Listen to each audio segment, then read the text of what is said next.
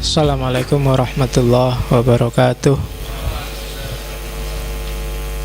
Bismillahirrahmanirrahim. Alhamdulillahi rabbil alamin. Wa bihi nasta'inu ala umurid dunya waddin. Allahumma sholli wa sallim wa barik ala habibina wa syafi'ina sayyidina wa maulana Muhammadin wa ala alihi wa ashabihi ajma'in. Amma ba'du. Tokoh kita malam hari ini tokoh besar yang diakui tidak hanya di Indonesia tapi juga di dunia internasional. Soekarno. Saya tidak tahu pengetahuan teman-teman tentang orang ini seperti apa. Kisah-kisah tentang beliau banyak, baik yang konotasinya positif atau mungkin beberapa orang punya kisah yang konotasinya negatif. Konotasi loh ya, kalau konotasi itu berarti tafsir. Tapi yang jelas sumbangan beliau banyak dan luar biasa untuk Indonesia dengan segala kelemahan dan kelebihannya. Kelahirannya tanggal 6 bulan Juni 66. Soekarno sendiri bilang tanggal lahir saya gampang diingat, 6 bulan 6. Ada yang bilang sebenarnya dia lahir 1902. Ada yang bilang dia lahir 1901. Ya masing-masing punya argumen. Bapaknya Jawa, ibunya Bali. Bapaknya Islam, ibunya Hindu.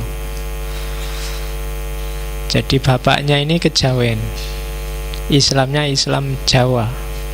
Sukemi Sastro Diharjo. Makanya anaknya dinamakan Kusno Sastro Diharjo. Jadi nama aslinya Kusno. Tapi kok sampai umur 11 tahun Kusno ini sakit-sakitan terus. Orang Jawa kan kalau anaknya sakit-sakitan dianggap nggak kuat bawa nama. Akhirnya diganti Soekarno. Dapat nama Ahmad waktu naik haji. Nah, orang Jawa kan biasa waktu naik haji. Dan juga untuk memudahkan di imigrasi, karena orang luar negeri itu susah kalau ada nama cuma sak kata.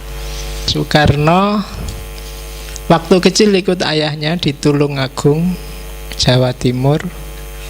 Ikut kakeknya di Tulungagung, terus ikut ayahnya pindah ke Mojokerto. Dari Mojokerto terus dia lulus sekolah, dititipkan di temennya ayahnya, namanya Haji Umar Said Cokro Aminoto. Disitulah dia mulai meletik, mulai kenal tokoh-tokoh pergerakan zaman itu, Sarekat Islam, kenal Agus Salim dan kawan-kawan, kenal tokoh-tokoh cikal bakal pergerakan Indonesia di situ, termasuk tokoh PKI, termasuk tokoh Islam. Itu gurunya tokoh zaman itu adalah Cokro Aminoto. Kapan-kapan kita bahas orang ini karena Cokro Aminoto punya ide yang agak original tentang sosialisme Islam. Oke. Dari Surabaya nanti dia terus kuliah di ITB. Makanya terus dia kos di Bandung. Setelah di ITB inilah dia mulai aktif ikut organisasi politik. Kalau di Surabaya dia sudah ikut Young Java. Di Bandung dia mulai merintis ikut organisasi yang nanti melahirkan PNI, Partai Nasional Indonesia. Kemudian gara-gara PNI inilah nanti dia dipenjara, dipindah-pindah, termasuk di Bandung ada penjara Sukamiskin. Nah, dari situ waktu sidang Soekarno bikin pidato yang luar biasa yang judulnya untuk pledoinya Indonesia menggugat. Setelah itu dia dipenjara, dibebaskan, dipenjara lagi, dibuang ke Flores. Kemudian dipindah ke Bengkulu sampai tahun 42. Kemudian ketika Jepang masuk dia dibebaskan. Jadi lama di penjara. Baru setelah itu dia ikut pergerakan-pergerakan, termasuk beberapa lembaga yang dibentuk oleh Jepang untuk persiapan kemerdekaan, termasuk BPUPKI dan PPKI. Dan kalian nggak perlu tak ceritain, mesti sudah ngerti sampai puncaknya 17 Agustus 45. Di situ dia jadi presiden. 3 bulan kemudian 10 November geger di Surabaya. Terus banyak kasus sampai kemudian ibu kota pindah ke Jogja, semacam-macam, kalian pasti sudah ngerti yang gitu-gitu. Sampai tahun 65 dia geger-gegeran gara-gara konflik dengan Partai Komunis di Indonesia. Dan ceritanya sudah kalian lihat di film-film, nggak perlu saya detailkan. Soekarno dikenal luar biasa, tidak hanya di dunia politik, sebagai manusia dia juga luar biasa. Menikah sampai 9 kali, anaknya 10, menikah 9, anaknya 10. Itu berarti sulungnya lebih dari 1. Terus apalagi ya, istrinya 10 itu waktu dia di Surabaya, anaknya Cokro Aminoto ditaksir dinikahi. Waktu kos di Bandung, ibu kosnya ditaksir. Ya, lo kan terus dinikahi juga. Terus pokoknya dia terkenal karena memang wajahnya agak ganteng, orangnya juga ngomongnya enak dan pinter. Sudah ganteng, pinter, modalnya besar, uangnya banyak, mesti banyak yang suka. Terus jadi itu selama dia jadi presiden, banyak sekali dia dicoba untuk dibunuh. Ya biasa, orang besar itu kan memang banyak yang tidak suka, banyak yang ngincer, banyak yang tabrakan kepentingan. Kalau catatan pengawalnya dan banyak diakui orang, ya sekitar 7 kali dia coba dibunuh. Tapi katanya Megawati yang anaknya ya bisa sampai 23 kali percobaan pembunuhan untuk Soekarno. Meskipun nanti kemudian ya dia kalah oleh penyakit. Jadi sebelum PKI memberontak bulan Oktober itu, sejak Agustus Soekarno ini sudah mulai sakit. Ginjalnya agak tidak beres. Dan itu sakit ini berlanjut sampai 5 tahun dan akhirnya beliau meninggal tahun 70. Jadi 5 tahun. Jadi memang sejak awal sudah sakit. Berarti umurnya lahir tahun 1901, meninggal tahun 70, sekitar 69. Kalau 62 berarti sekitar 68. Jadi itu Soekarno. Malam ini kita nggak akan sibuk dengan perjuangannya Soekarno, kisah-kisah revolusionernya.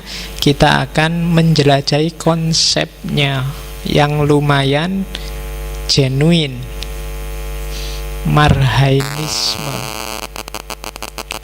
Jadi Marhainisme ini dasar kehidupan kita sebagai bangsa Indonesia hari ini. Kalian kan ngerti Marhainisme itu hanya pada ujungnya, yaitu Pancasila. Tapi sebelum ada Pancasila, sebelum lahir dasar negara termasuk Undang-Undang Dasar 45, di balik itu ada ideologi yang dibangun pelan-pelan oleh Soekarno, namanya Marhainisme. Meskipun banyak orang awalnya mengkritik mungkin sampai hari ini, tapi diakui atau tidak, hari ini orang Indonesia sepakat menggunakan Pancasila. Dan Pancasila itu awal konseptornya ya Soekarno. Dan Soekarno itu punya visi, punya ideologi namanya Marhainisme. Jadi harusnya kalian orang-orang Indonesia ngerti apa itu Marhainisme. biar lebih mudah untuk memahami kemana sih sebenarnya Pancasila itu mau bergerak. Ya, pelan-pelan.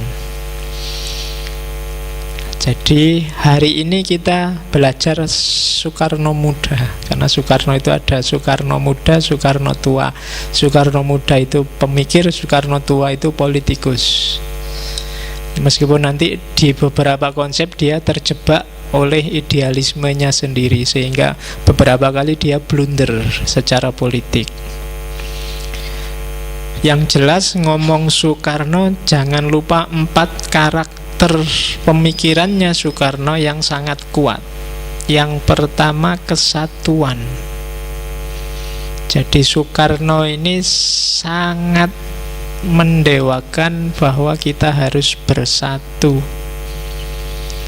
Jangan sampai ada pecah-pecah, jangan sampai ada kelas-kelas yang saling tabrakan.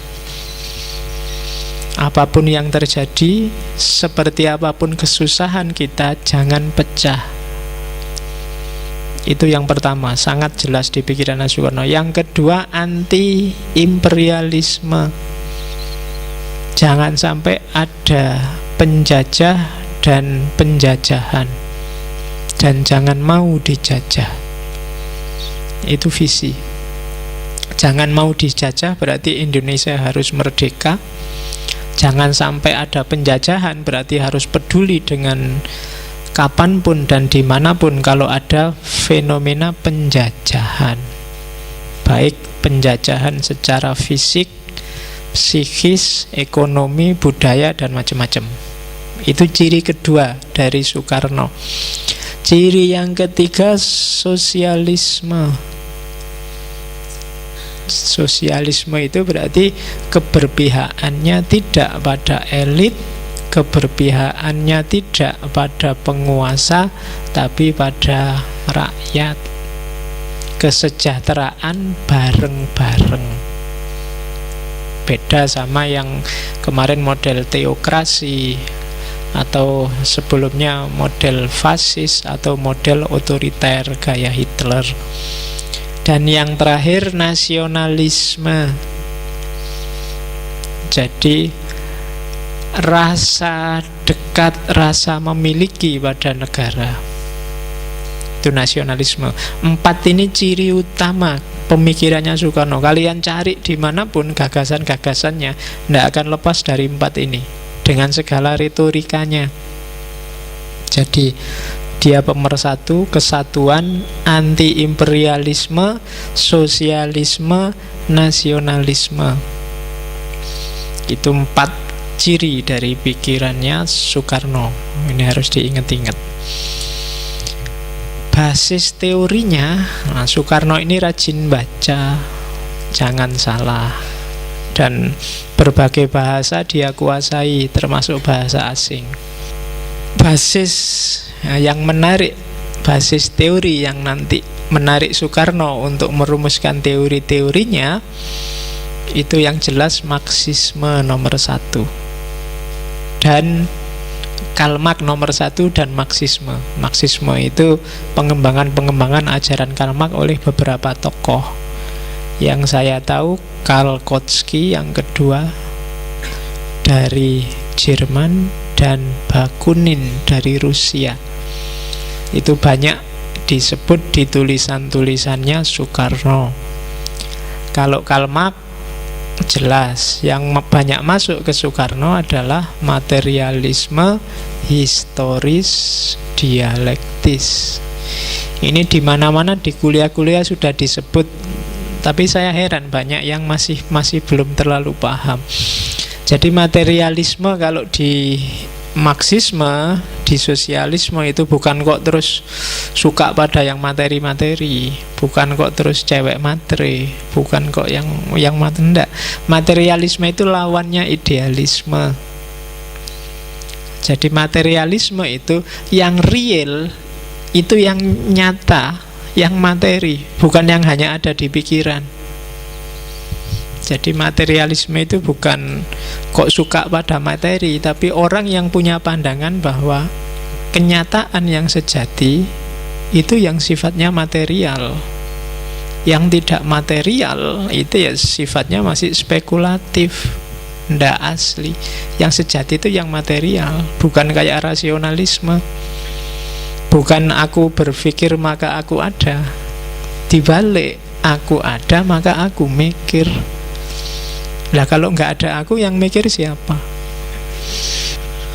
Jadi pengaruh Karl Marx berarti sifatnya materialis, dialektika dalam sejarah. Bagaimana variabel-variabel material, variabel-variabel yang real, realitas, itu saling berdialektika dalam sejarah. Karl Marx juga banyak dikritik. Di antaranya model Kautsky. Kautsky itu nanti yang memelopori lahirnya sosialisme demokrat. Karena kalau murni ikut komunismenya Karl Marx, negara harus bubar. Pada akhirnya ada masyarakat tanpa kelas, dan itu pasti tidak cocok sama Indonesia zaman itu versinya Soekarno. Maka Kautsky ikut masuk. Dari Marxis yang revolusioner jadi sosialis yang evolusioner. Dari situ lahir visi sosialisme Indonesia. Terus Bakunin. Kalau Bakunin ini pelopornya anarkisme sebenarnya. Cuma bagi Bakunin, perjuangan proletar itu ya, proletar itu kan kalau definisinya kan kaum buruh yang tertindas. Dan itu kondisinya agak beda sama kaum petani. Kondisinya mungkin agak beda sama pedagang-pedagang kecil. Sama-sama kalau proletar itu kan tidak punya alat-alat produksi. Dia hanya buruh, makanya dia tertindas. Beda sama petani, pedagang kecil-kecil. Ini dia punya alat produksi. Kadang ya punya sawah, ya punya warung, tapi sistem yang bikin dia tertindas. Jadi konsep proletar nggak masuk, karena proletar itu punya alat produksi. Nggak punya alat produksi, sementara petani, pedagang kecil itu dia punya alat produksi. Nanti dari Bakunin diambillah oleh Soekarno konsep marhaen. Bukan lagi proletar, jadi bukan lagi buruh. Yang masih buruh yo yang punya majikan, terus dia tidak punya apa-apa, hanya nunggu gaji, kayak pegawai negeri. Pegawai negeri itu proletar. Loh iya kan, tidak punya andalan apa-apa, hidupnya mengandalkan digaji. Alat-alat produksi dia nggak pegang. Sementara kalau petani, kalau pedagang itu kan dia pegang alat produksi, tapi sistem distribusi yang tidak rata bikin dia sengsara. Nah, problemnya di situ. Dari situ nanti Soekarno meramu konsep khas yang namanya marhainisme. Oke. Kenapa Soekarno ngambil sosialisme, ngambil Marxisme, bukan yang lain? Dan hampir semua tokoh pergerakan zaman itu coraknya sosialis, kecuali yang beberapa agama. Hatta punya sosialisme juga, bahkan dia punya konsep ekonomi sosialis. Nanti Sultan Syahrir punya sosialisme kerakyatan, dan lain-lain, termasuk Soekarno yang punya marhainisme. Jarang yang suka dengan demokrasi yang liberal. Katanya Soekarno, demokrasi liberal, ketika warga dibebaskan suka-suka kamu mau apa, mau ngomong apa, kalau untuk konteks Indonesia jatuhnya akan tidak adil. Itulah nanti yang bikin orang kaya jadi semakin kaya. Yang bikin modalnya lebih besar, dialah yang jadi gubernur, dialah yang jadi. Kenapa ya? Karena dia yang bisa punya media, bisa membiayai propaganda-propaganda. Yang tidak punya uang tidak bisa. Jadi justru kebebasan mutlak, model demokrasi yang liberal, terserah kamu mau ngomong apa, terserah aspirasimu apa, kamu mau ngapain terserah. Itu versinya Soekarno malah ngerusak. Sistem itulah yang bikin orang kaya semakin kaya, yang miskin semakin miskin. Yang kaya punya fasilitas terus, dia dapat fasilitas terus, enak.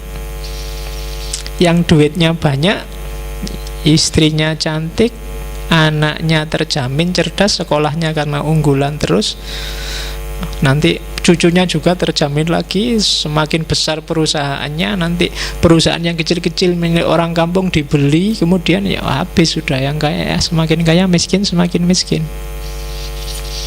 Oke, jadi katanya Soekarno, ndak, jangan demokrasi yang liberal deh, nanti malah menyusahkan. Setiap orang kapasitasnya beda-beda, nggak sama. Oke, dari situ maka dia mencetuskan Marhainisme. Marhain itu aslinya nama orang.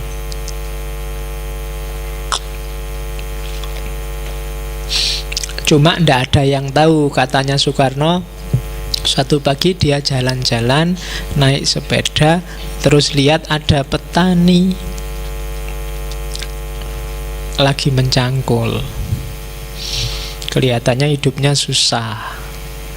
Waktu disapa, ditanya, ini sawahnya sendiri? Iya, sawah saya sendiri, tak garap-garap sendiri, tapi hidupku ya tetap sumpek, tetap susah. Dari situ muncul inspirasi Marhainisme, karena ada yang ketika terakhir dia tanya namanya siapa, jawabannya Marhain.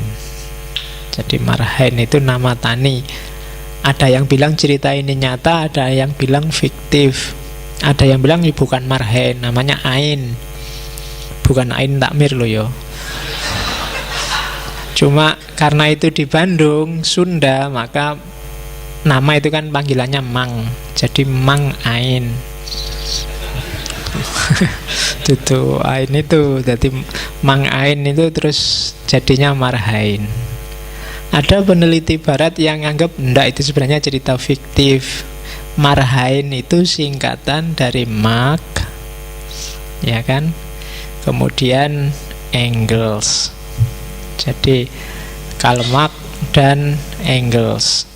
Sebenarnya itu ajaran Marxisme versi Soekarno, tapi ya monggo lah. Nama ndak penting, yang penting isinya. Ini salah satu variasi khusus dari sosialisme. Kemarin kan kita belajar sosialisme. Dan di antara yang beda adalah yang tadi. Jadi seorang Marhain itu beda dengan seorang proletar versinya Marx.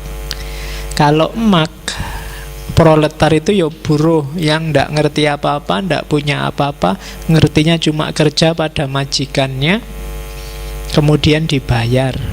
Majikannya semakin kaya, dia semakin susah.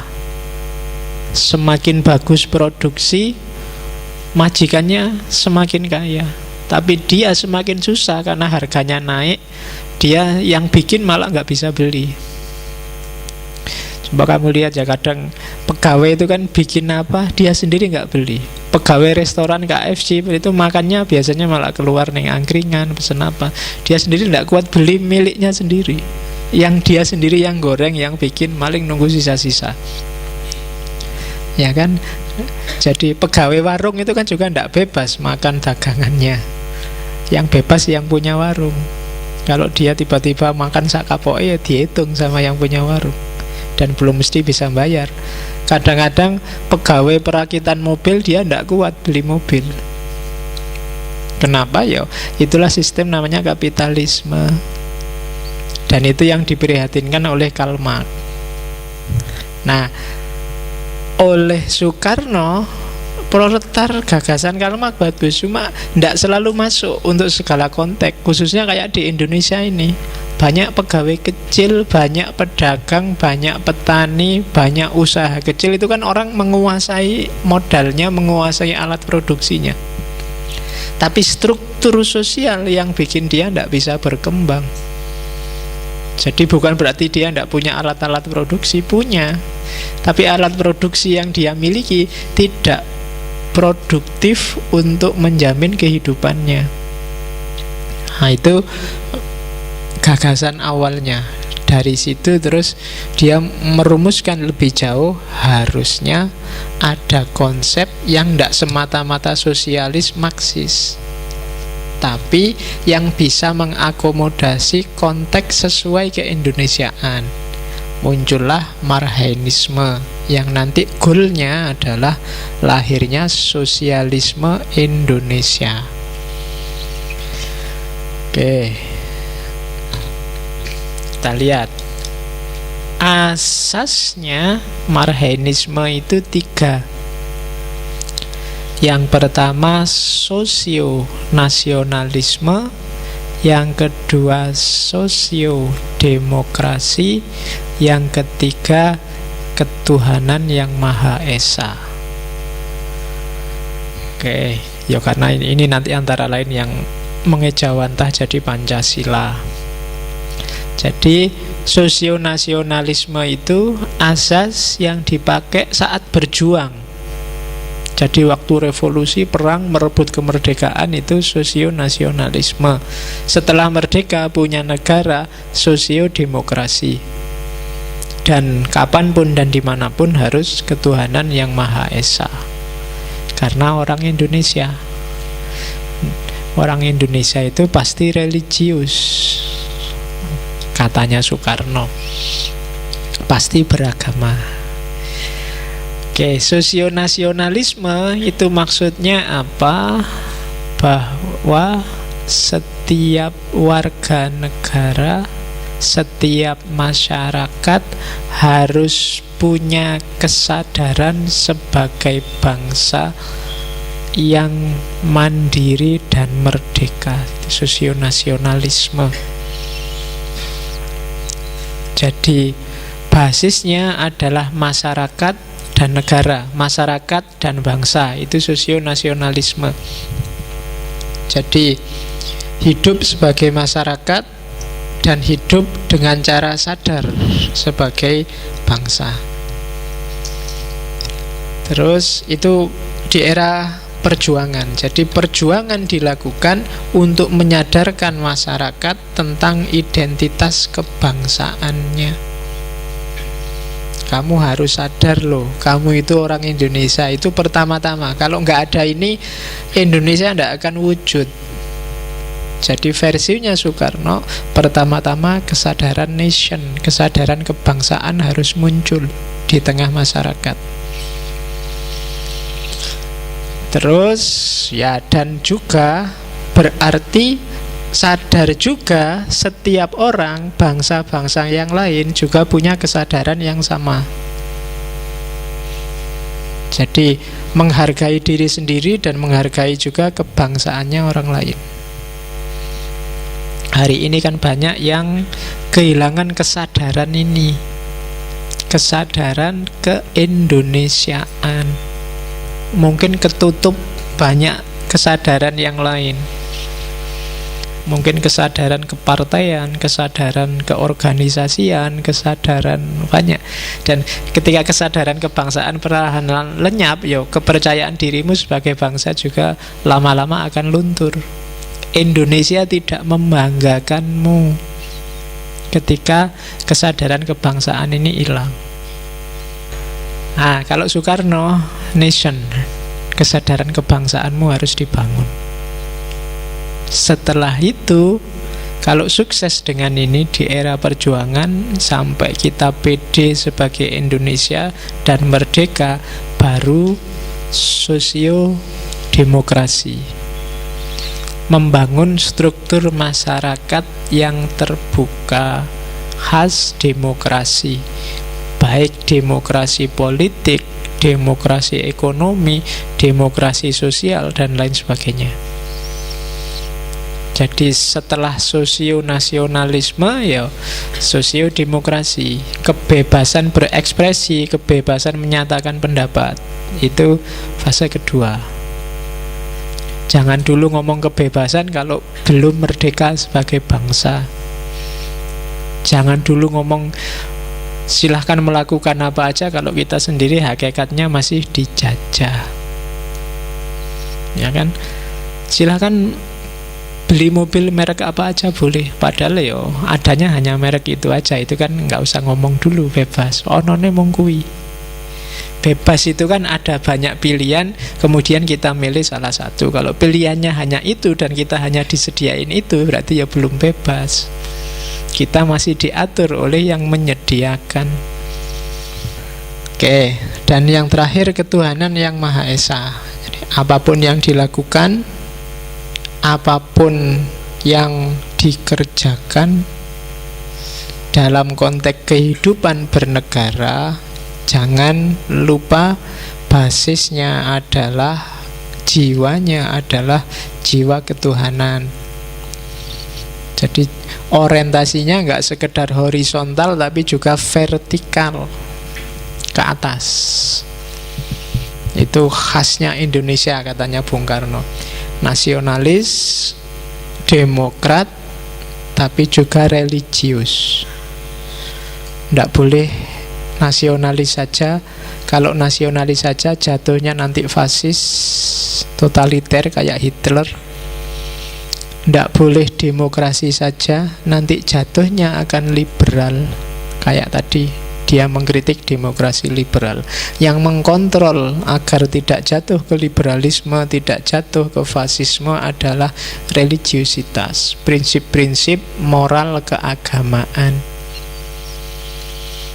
Jadi Soekarno sudah jauh mikir ke sana.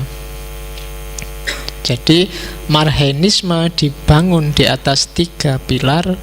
Yang pertama sosialisme, tapi yang nasionalis.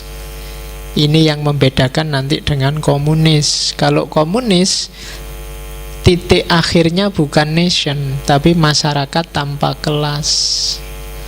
Dan masyarakat tanpa kelas itu tidak mungkin kalau di Indonesia. Ketika dipaksa dijalankan secara real, mungkin kayak negara-negara Rusia zaman dulu, akhirnya juga jatuh. Terus demokrasi, cuma demokrasi yang tidak liberal. Dan baik nasionalisme maupun demokrasi harus dijiwai oleh semangat religiusitas. Oke, itu yang khas dari Soekarno. Terus gerakannya sekarang, tadi kan konsepnya. Konsepnya kalau tahapnya, kalau Soekarno ada 3. Yang pertama tahap nasional demokratis, yang kedua tahap sosialisme Indonesia, dan yang ketiga tahap masyarakat dunia baru. Ada yang hilang. Ini modifikasi juga dari Marxisme, dari tahapannya Marxis. Kalau Marxisme itu kan dari feodalisme terus terjadi dialektika sehingga melahirkan kapitalisme, terjadi dialektika terus melahirkan sosialisme, dan puncaknya komunisme. Yang tidak muncul di Soekarno adalah fase kapitalisme. Jadi di Soekarno fase anti kapitalisme ini tidak muncul. Kenapa bagi Soekarno?